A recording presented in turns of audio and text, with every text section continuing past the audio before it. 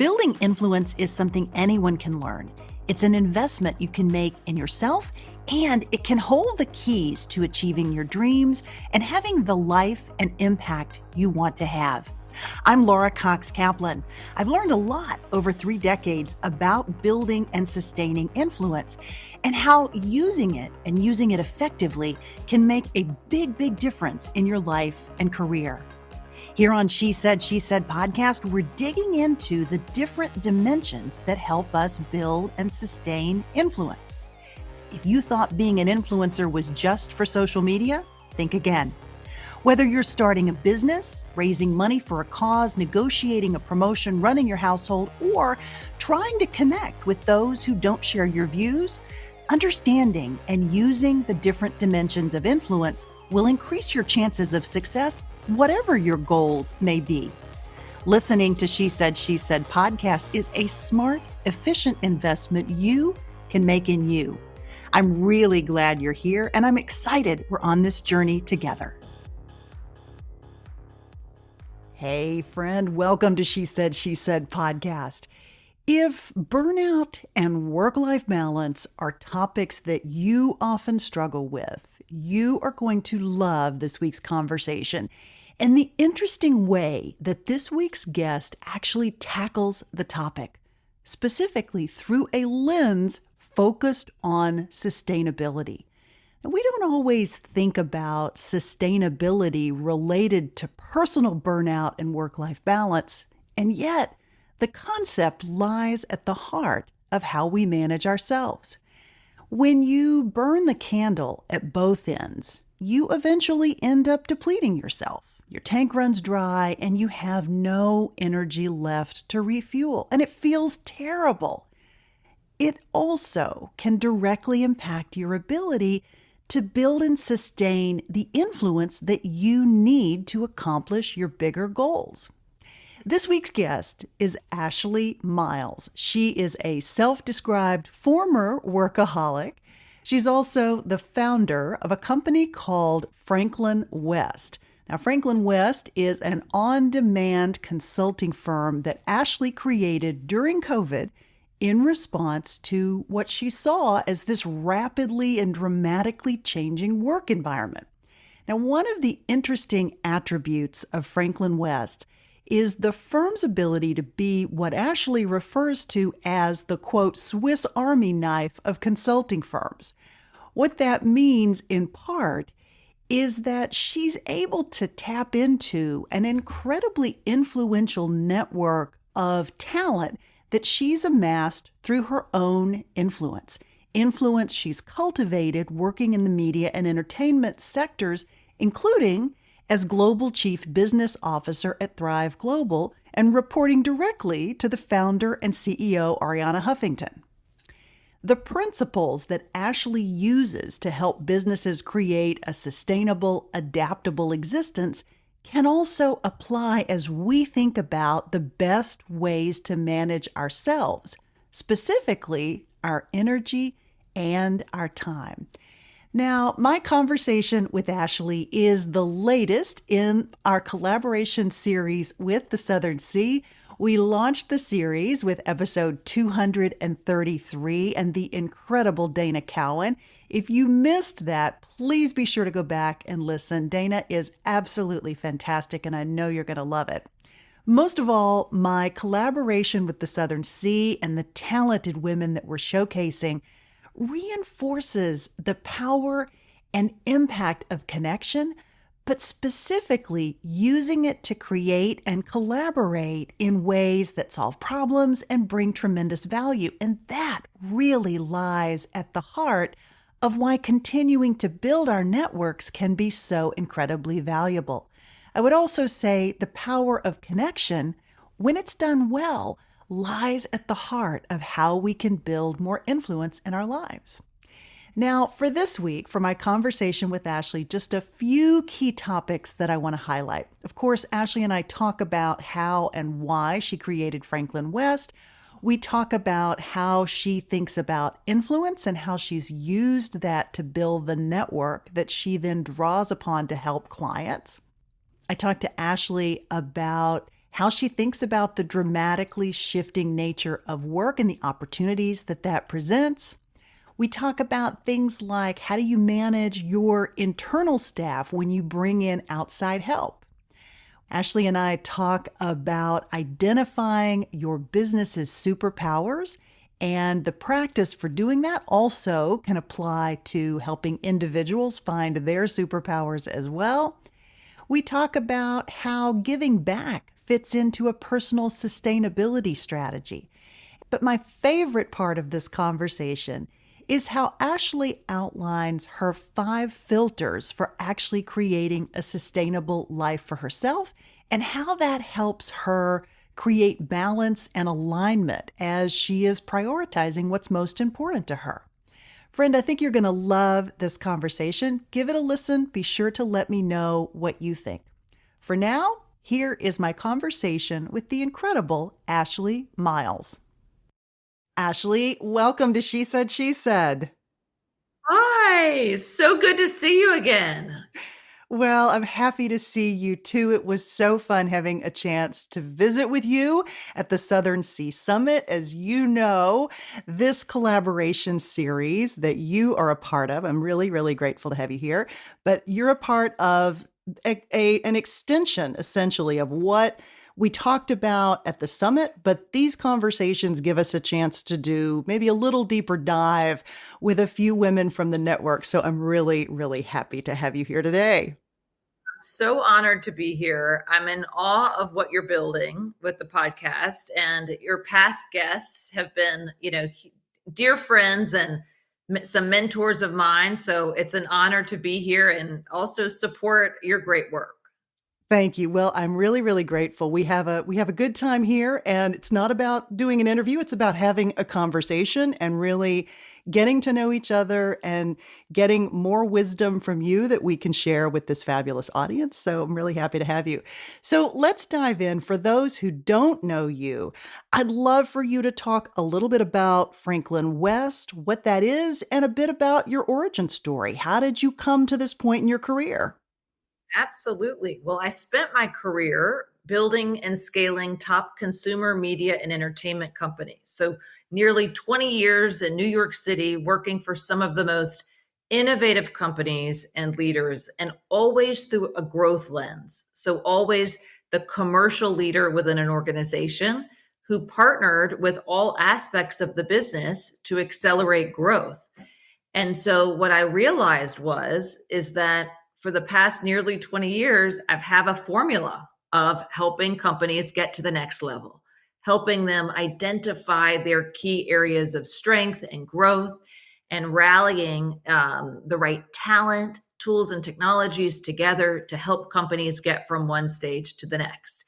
And I launched Franklyn West during the pandemic to make a much broader impact in the business community, to work with a portfolio of companies and really personalizing talent, tools, and technology to help companies move faster, to offer fresh perspective, to help move from strategy into execution.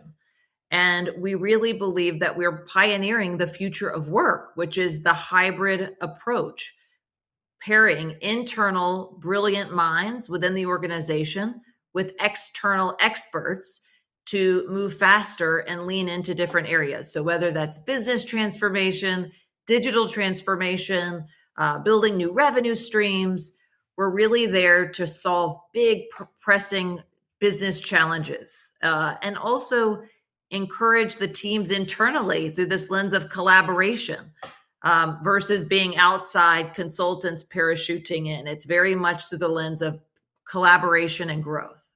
Yeah, you have a really, really broad network of talent that you're dipping into. Maybe talk about how you have developed this network and maybe, because influence is a big theme that we talk about on She Said podcast, maybe talk about the role that influence has played in your life, building influence, being able to then leverage that influence so that you're able to draw on this network of incredible talent. Maybe talk a little bit about that.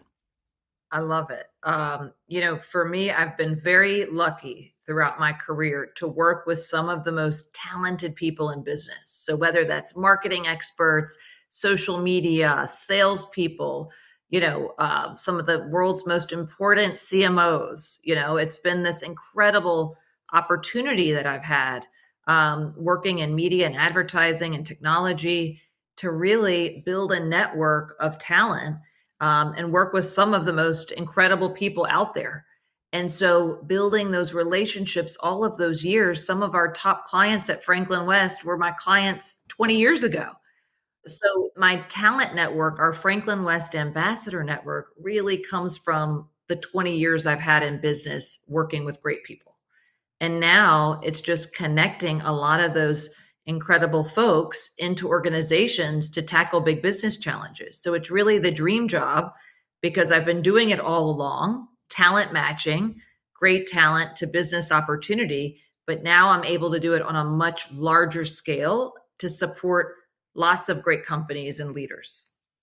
In terms of influence, I think one of the most important things we can do as business leaders is to influence talent and businesses to make an impact, right? And so when I say make an impact, it's, you know, putting work out there that matters, that also drives the bottom line, right? So how do we make a positive impact in the lives of consumers, of our employees, while also driving our revenue growth, which has always been the lens of my past roles. And now my role at Franklyn West is building momentum, making an impact.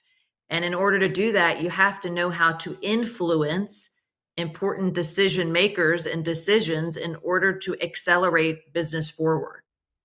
Yeah, tremendous. So you mentioned that you started Franklyn West during COVID, which is interesting timing. Was there a moment that you saw that you said, oh my gosh, I have to do this and I have to do it right now, notwithstanding the fact that launching a business during COVID could not have been easy?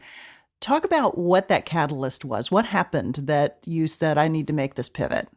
Well, I think for so long operating within a corporation, you work with lots of outside agencies and consultancies, and there's certainly a role for traditional consultancies. The long lead time strategy, long-term strategy and approach is absolutely necessary. But what I never had operating within a corporation was almost like this Swiss Army knife solution externally to partner with my internal teams because business opportunities change so frequently.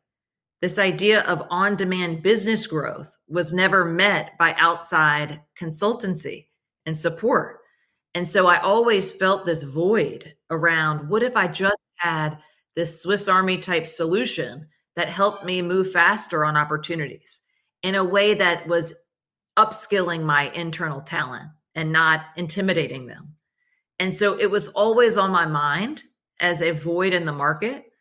And I just felt this burning desire really before COVID to get out there and make a much broader impact, taking this formula for growth and expanding it beyond just one single company. And it so happened where hit and CEOs and leaders needed that fresh perspective and business transformation and digital. It was just all the stars aligned, and we were able to really get in and make immediate impact. Interesting. You said something really interesting that I want to dig in on, which is the importance of helping internal talent to upskill without it being a threatening experience. And that can be a real problem in organizations when you know you have a gap. Maybe you don't know exactly what the problem is, but you know there's a problem. It can be hard for the maybe person or the team to recognize it. It can be hard to solve it. And then when you bring in external people to help you solve it, it can just be organ rejection sometimes. Maybe talk about, sort of dig into what you just said about the importance of creating that. I mean, how would you put it so that you bring in the external team and they're not rejected outright? Laura, it's the most important step that we take because we've all been on the other side of consultants interviewing us when we're in our seat, and all you can think of, I don't know about you, is, okay, when am I getting fired? Right? Or I'm not good at my job. It's a very demoralizing experience, at least from my. And so for me, I knew if we're going to build a modern day business growth accelerator, if we're going to do something like this and be the outsiders coming in, we have to be a bridge. We have to be there to invest in the internal talent and basically replace ourselves at some point. We're not staying in forever. We're there to be that lightning rod within the business. So in order to do that, we need to prioritize the full-time talent who's there and might be there for 3 to 5 years. They're the priority. And so one of the ways we do that is through what we call our pivotal power agenda growth planning exercise. We start every project with this, which is we personalize the outside ambassadors who not only have the skill set to do the job at hand in partnership with the full-time team, but we have to make sure they're culturally aligned with that company. So that's step one. Two is the Pivotal Power Agenda workshop and road mapping, building the business growth plan with the company. And when we do that, we bring all the cross-departmental leaders to the table up front, and we expedite business planning, vision exercise. We do all of that with the team up front. So we build trust, collaboration. There's no infighting on this is the direction I think the company should go. This is what I think. There's none of that because we all come to the table on day one.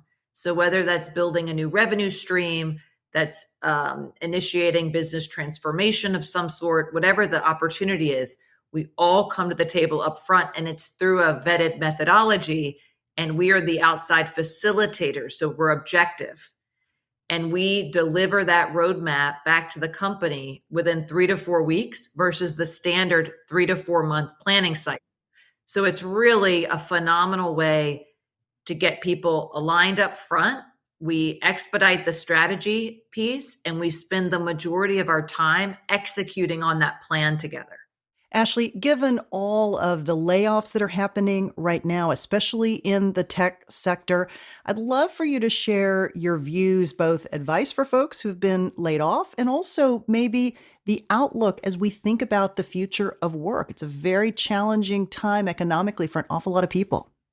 Very challenging time, but also where there's challenge, there's opportunity. So at Franklyn West, we believe that the future of work is this hybrid approach to business growth, pairing brilliant minds inside the organization with outside talent, parachuting in real thinking to help companies accelerate faster.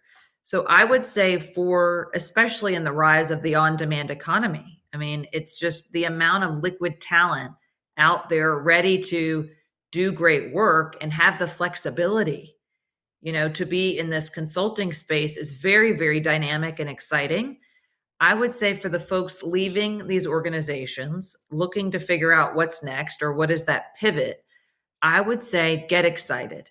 It is a really interesting time to be in business. The on-demand business needs that are coming up so frequently, there's so many opportunities to plug in and problem solve to help companies accelerate growth in a way that's collaborative.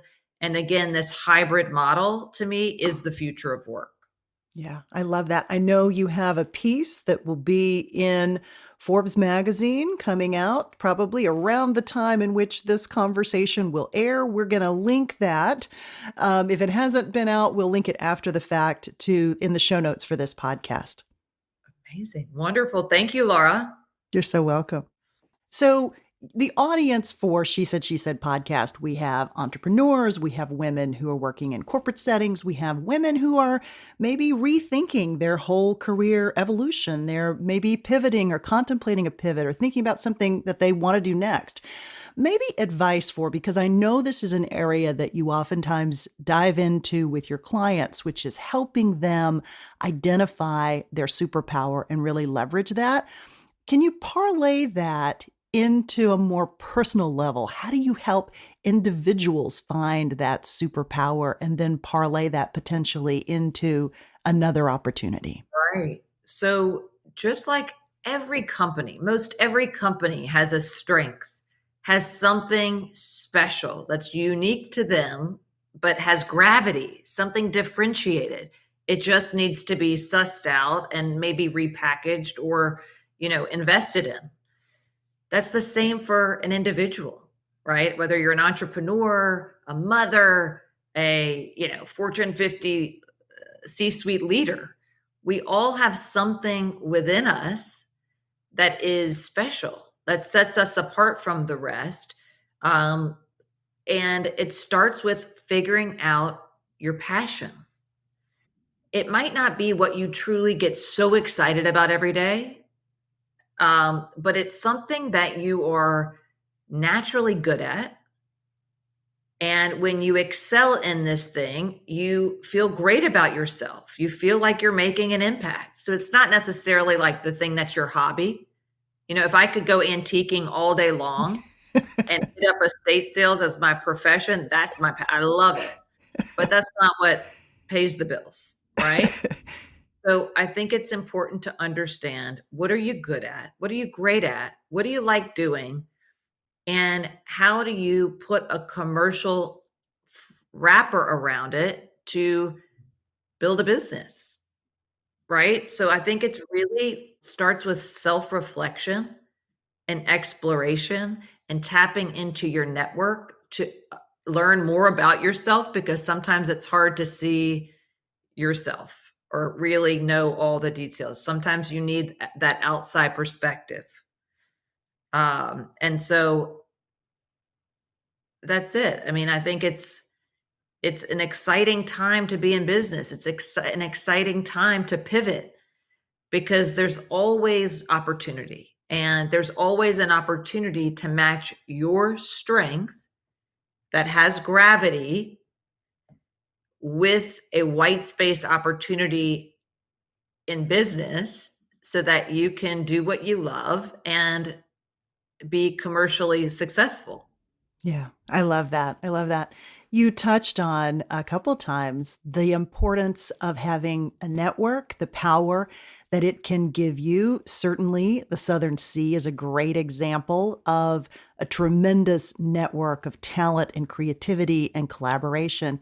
Maybe advice for how you go about building a network, things that you have done in your own career that have been really beneficial to you personally, things that you've seen other people do in building their network, maybe advice for really tapping in, both building your network and tapping into it.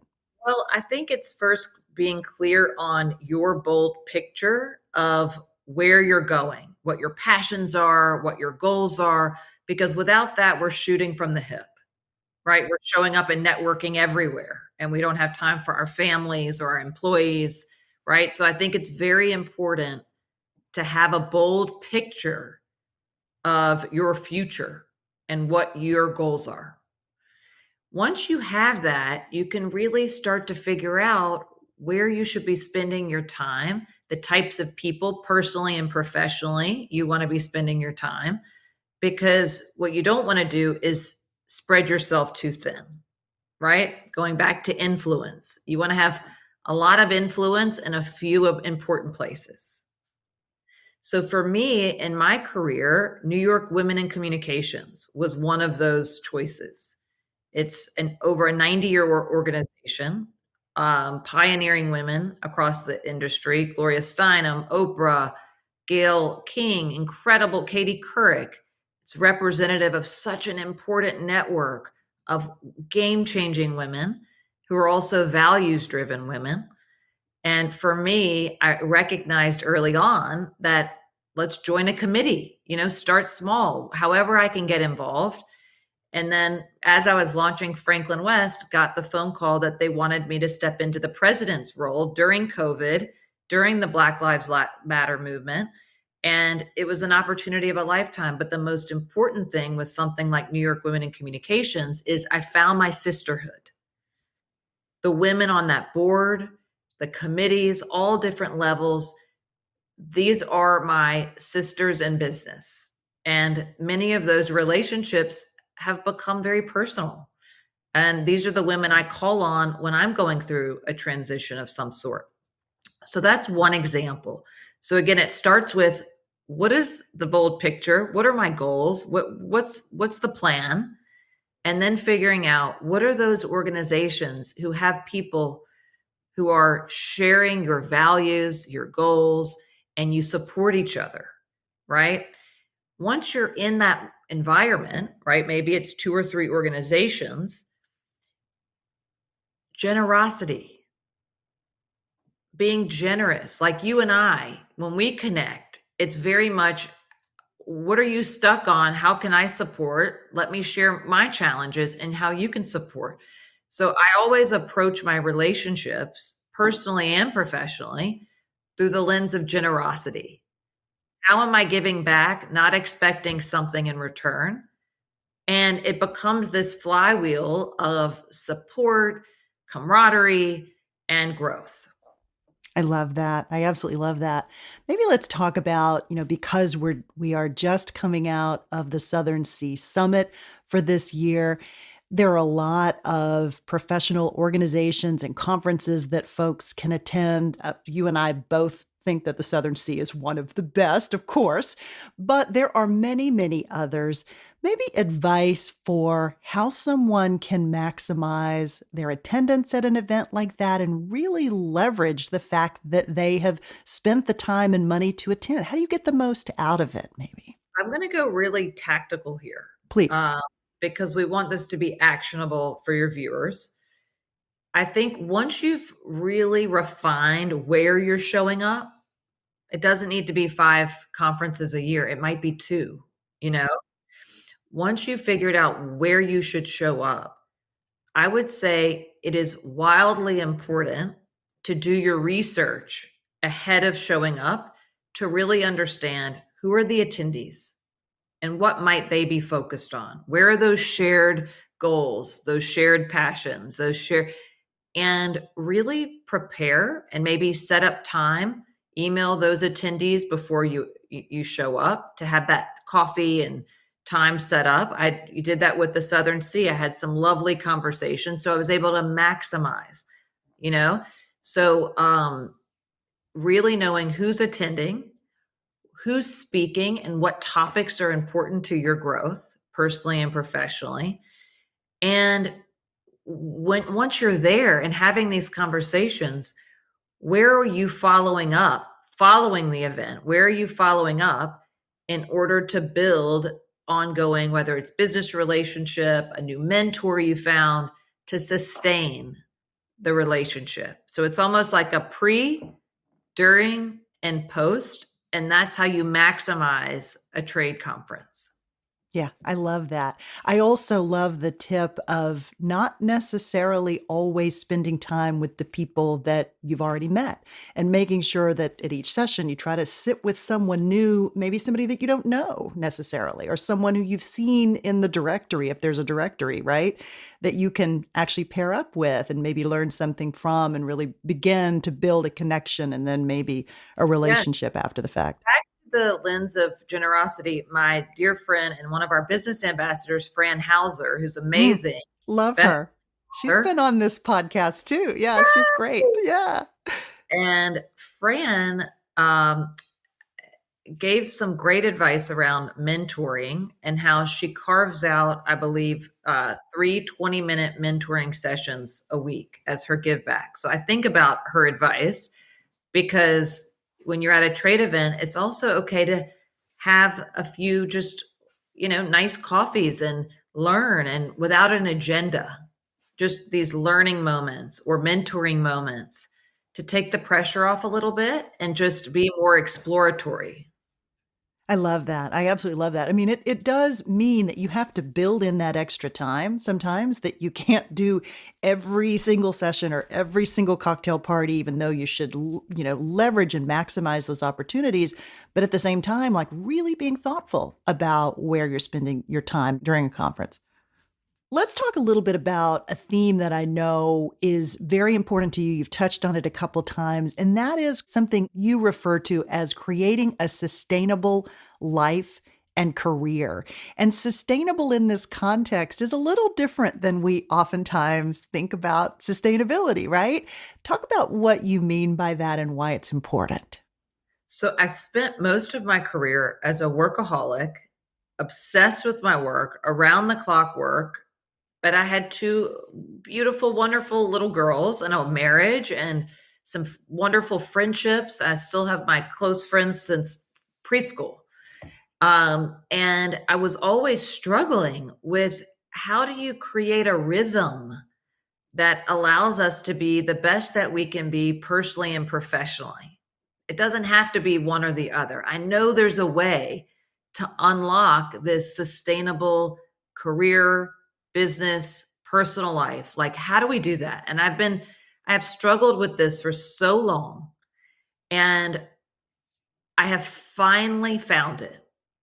And one of the, again, to make this actionable for your viewers, one of the tools that I use, and it might work for you, is really figuring out your magic five.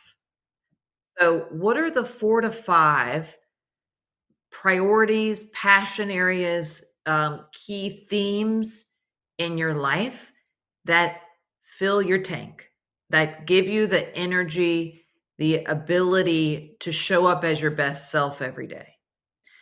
And what you then begin to do is filter all of your decision making through those 5 filters.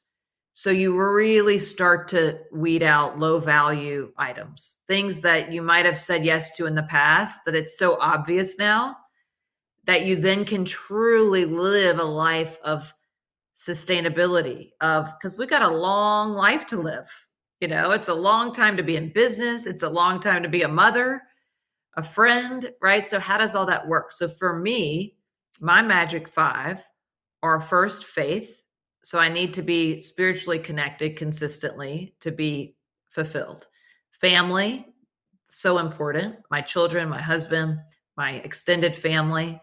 Friendship and connection. So if I have all of this success in family and career, but I don't have amazing friends to enjoy, I'm not fulfilled. So investing in my core friendships is a key part of my decision making. 3 is mental, physical health and keeping that in check consistently. And 5 is impact. So if I had all of those things, but I wasn't making an impact on business, society, I'm not fulfilled. So after much reflection, years of reflection, I've realized those are the 5 component parts to helping me live a sustainable life. And when you put the oxygen mask on first, so many other people in our world benefit. Absolutely. I love that. This was the topic of work-life balance, which, I hesitate to use the word balance because it is a matter of prioritizing, right? And what you've just outlined is a beautiful way to do that. But what's your advice for how do you recognizing that it's not a matter of, okay, 30 minutes here and 30 minutes here and 30 minutes here and some days things are going to be completely out of line. How do you make sure that you're navigating and prioritizing based on that value system, keeping it in check, but recognizing that some days it's not going to be equal. Like some parts of your life are going to get more of you than others. So maybe talk about how you navigate that in Yes. in reality or in real time. I want to start by saying I have struggled with this for so long, It's right? So hard. Yeah. from a place of I've tried a lot of different things. Mhm. And for me, what I've learned is if you start to just practice with those 5 component parts, it becomes fluid. So you don't, at first, maybe your first couple of months, you're like, is this, it's a bit more time intensive, but it becomes so obvious and fluid. So this methodology paired with letting go of perfection, knowing, how do we become more fluid? You have your priorities, what's not a priority, what you're okay to say no to politely, no. Um, but also just getting rid of that frenetic energy, right? Being present, trying to take moments of, you know, pause and reflection.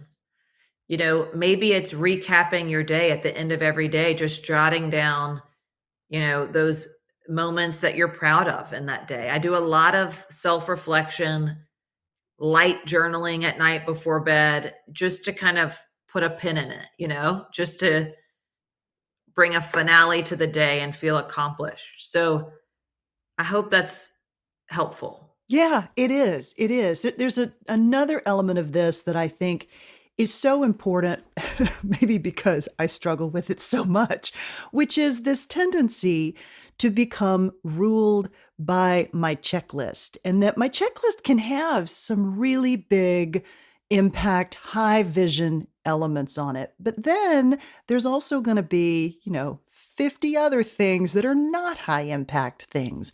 Maybe talk about advice, tactical advice for how you manage your time and your energy so that you rule your checklist doesn't rule you. So every Monday morning or Sunday night, I create what I call my hot list. And it only has high value items on it, big themes. So I actually no longer do a long to-do list. Mm, Don't even like those things get taken care of, whether I'm delegating it, if it's, booking a plane ticket. Is it delegated?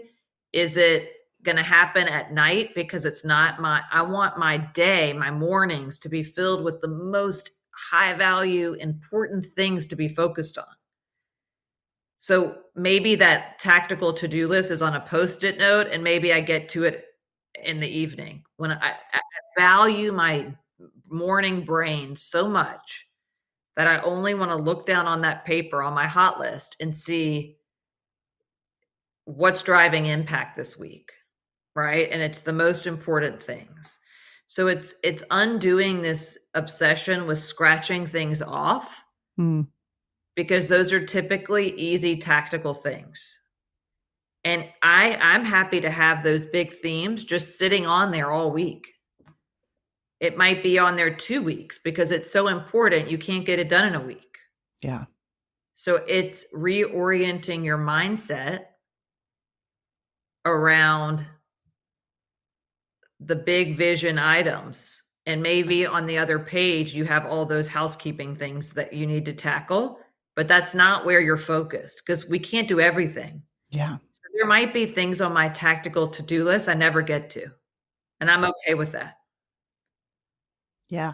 I find that if I'm not at least parking those little things, the things that they may be things that I'm going to be delegating, or they may be things that I'm going to have to deal with, but they're of lower priority. If I can at least bucket them in the same place and then maybe save them for a day when I'm checking them all off at the same Yes, time and yes. trying not to fall into the trap of, oh, just one more, if I can do it in 2 minutes, I'll check it off.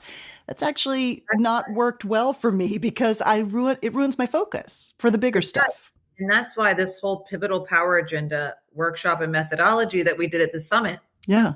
part of it is helping leaders identify what are those high value focus areas, whether it's career oriented or for your business, because you wouldn't believe the amount of employees and even senior leaders who spend more time in that tactical to-do list because it's our comfort zone. It's things that we could just scratch off and feel accomplished, but not enough time on the big growth unlocks in your career or your business. Yeah, I love that. You have learned from some incredibly amazing mentors. You have incredible talent that you're drawing from at Franklyn West. Maybe a couple of interesting anecdotes or pieces of advice that you've learned from them that you carry with you, things that you keep in your pocket and you're like, oh my God, that was life changing when this person said that to me.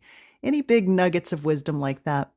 I have been so lucky to have an incredible support system of mentors. I mean, one of my top clients at Franklyn West, Marissa Thalberg was an early friend and client in the industry nearly 20 years ago. So the amount of wisdom that women like Marissa and Liz Kaplow from Kaplow Communications, who has a PR agency 30 years, the wisdom I get from my tribe of advisors is everything. Um, but a few pieces of advice that resonate with me. One would be, you are who you surround yourself by.